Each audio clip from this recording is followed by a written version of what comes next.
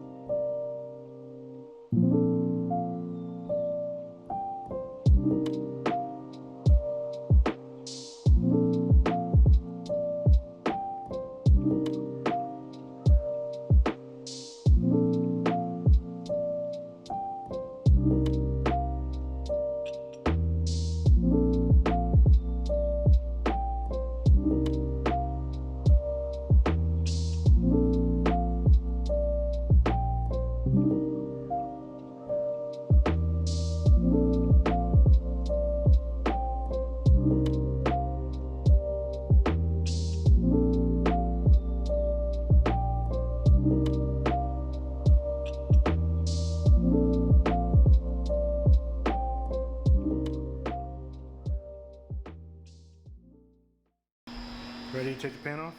Sure am. Ooh. Ready? Yeah, you probably should.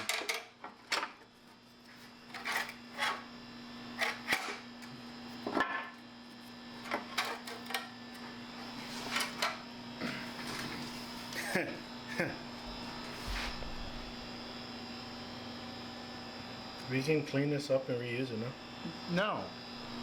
No. No? No. Right here. JB Weld? No. No? What's wrong with you? Our balance shaft has a hole in it. Holy shit.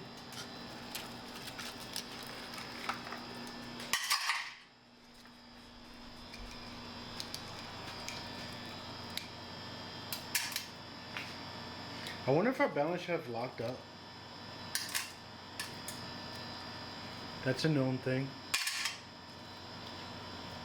There's a ring.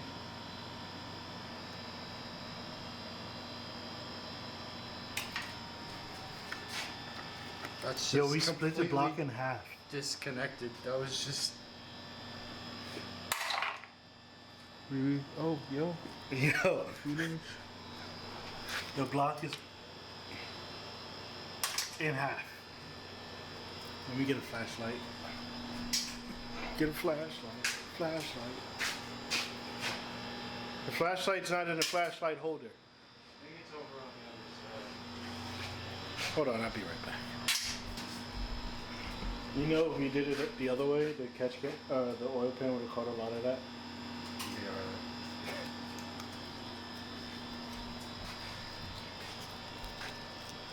So yeah, with the flashlight, you can kind of see. There's another hole right here too. Another hole? Yeah. There. There.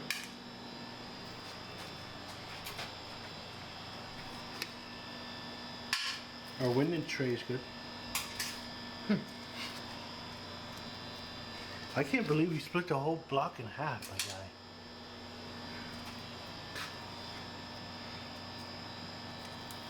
Let's try to spin it. We know it spun before, right? You ready? Yeah. We're recording. Oh, I don't want to spin.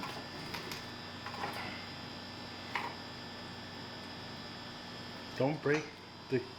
Oh, I don't want to spin. Nothing. I wonder if that's seized. Well, it spun with the. I don't know.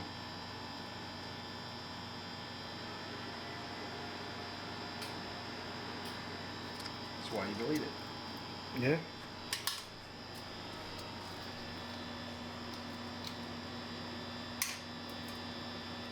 Because that seizing up can cause what happened. Especially making so much power.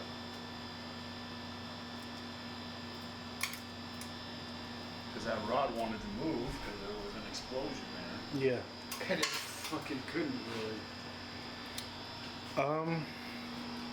That's a theory. We don't know exactly because we never did any data log. So we don't know if it went lean, which we don't think it did. We don't know if it was the limit of the rod or the limit of the balance shafts. Which in the new build we will be deleting. So that's that. I don't think there's any other need to bring it down anymore, no? Or do you want to keep going down? Oh no, there's really no reason to. It's just more parts that aren't together. If you guys want to see us tear it completely apart at some point, obviously not today. Probably when we get all those hoses and everything transferred to the other motor, and we can really dig into this thing. Probably even take the rest of the rods out and pistons, and see if any of them are bent, maybe. And actually really look at the balance shaft.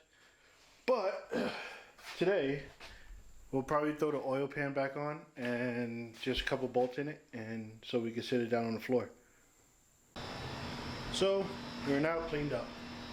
Motor's gonna be on the stand for a while until we get the other one back, which we didn't really talk about. Yeah, we did a thing this morning. Yeah, we did a thing this morning. Our original block that we had in the car has gone to the machine shop today. Fix this camera. Oh yeah, there we go.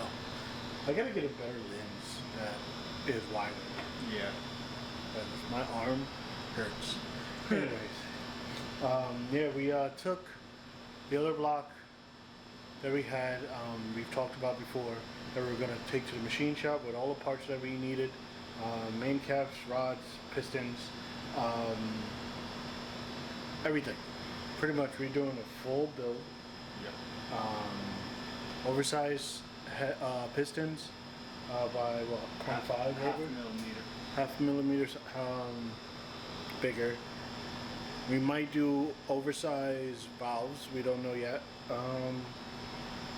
We're pretty much setting up this motor to eventually, one day in the future, probably in the far future, go in big turbo. We all know the KO4 can only do so much.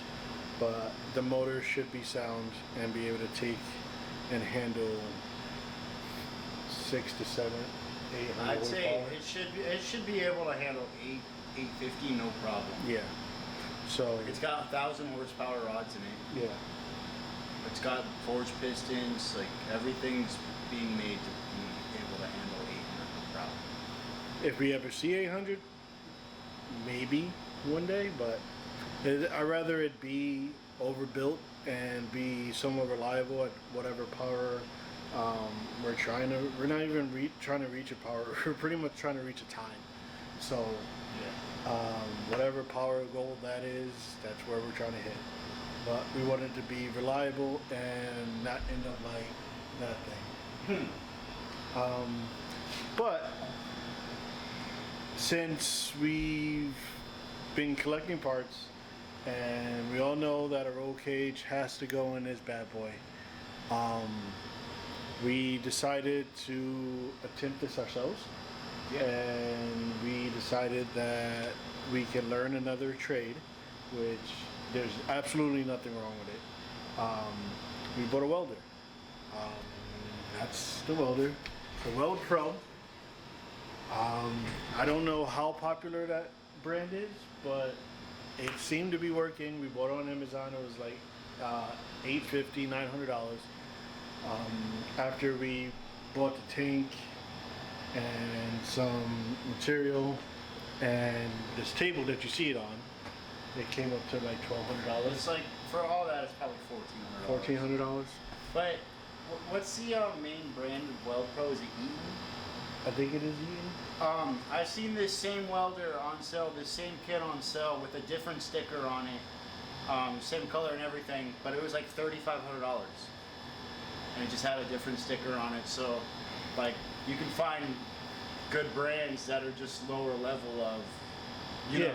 They have a different name. It's like one of those things where, you know, it comes out of the same factory, but it just has a different sticker on it. Basically. You know, it's pretty much a MIG.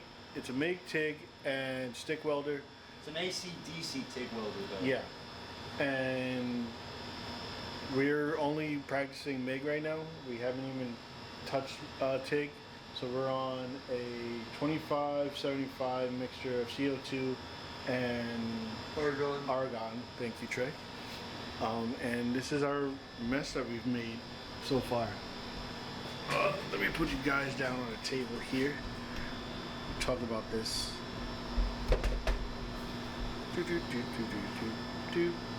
All right. So, before we get into that stuff, this piece here was the very first thing we touched that torch with. Pause. I don't know if that's pause, but anyways, it's some pieces of scrap that I cut out of Linda. And these are our first beads here. Which we didn't even have the gas on for. Well, I was gonna get to that. Oh, but yeah, we didn't have the gas on. So we didn't have the gas on for these beads here. We didn't know. We were very ignorant to this. I watch videos. I have a buddy that's been to welding school and graduated, and he's welded a lot. So I took a picture of this and sent it to him, and right away he was like, "Where's your gas, bro?" And we were like, "Oh, it's not on." So after he said that, I did that. There we go. Did that here. It looked a lot better. Obviously, it's really not a big or clean piece of metal. It's just a little scrap. So after we figured out that we needed gas, me and Trey decided to buy all these little kits.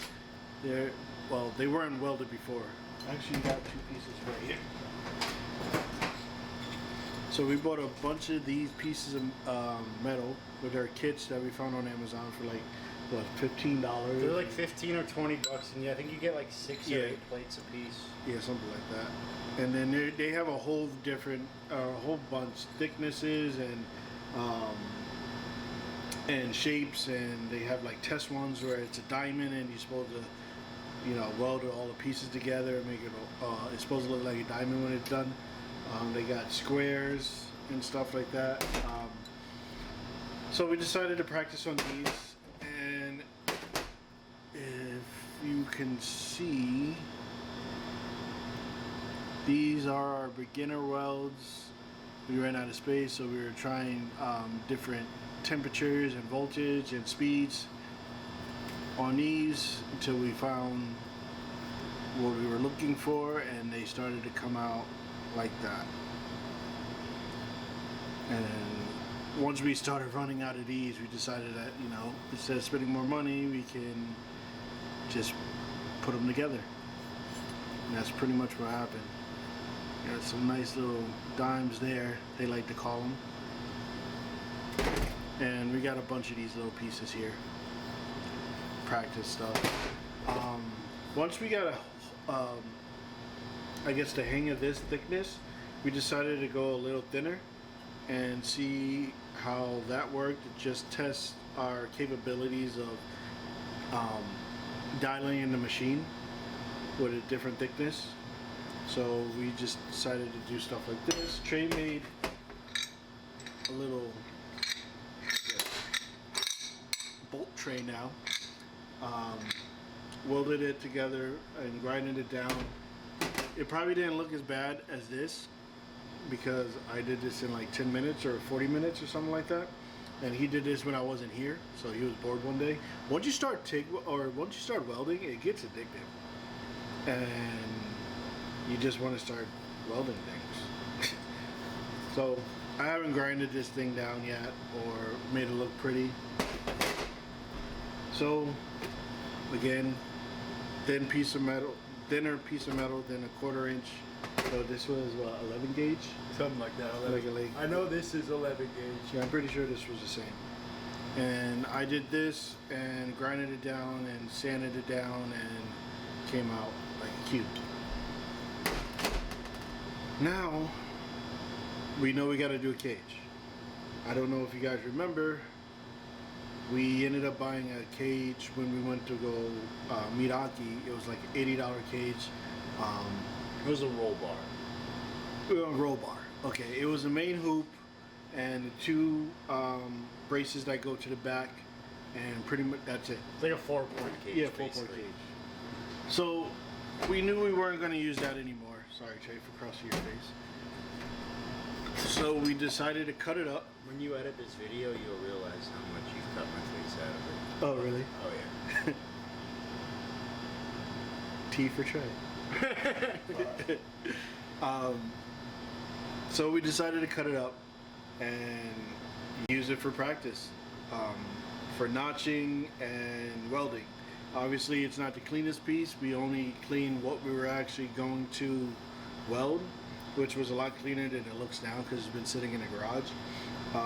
But me and Trey have both been practicing on getting our welds somewhat, I guess, Consistent? consistent. Yes, that's the word. And welding tubing's hard.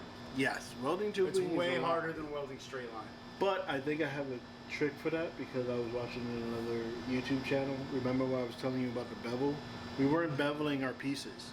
So with the beveling the pieces, it makes a little area where the weld sits.